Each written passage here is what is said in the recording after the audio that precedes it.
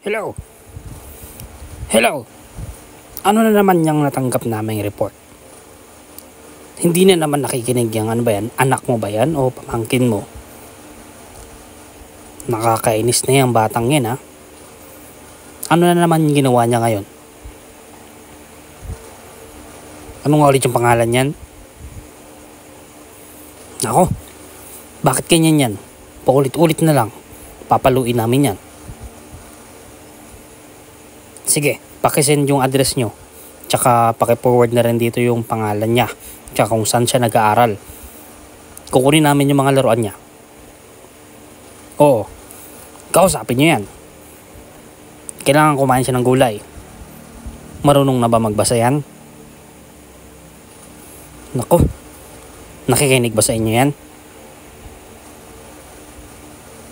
Pag hindi yan nakikinig sa inyo, kukunin namin yan. Dadamputin namin yan dyan. Eto, nagagalit na si Purok. Nagagalit na si Kagawad dito.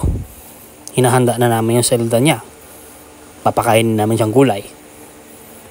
Tsaka walang chocolate dito. Bawal maarte. O siya, sige. Kausapin mo muna yan. Pag hindi nagtino yan, ililista na namin siya dito. Ipapadampot namin yan dito sa barangay. O. Hello, pwede ba namin siya makausap? Hello.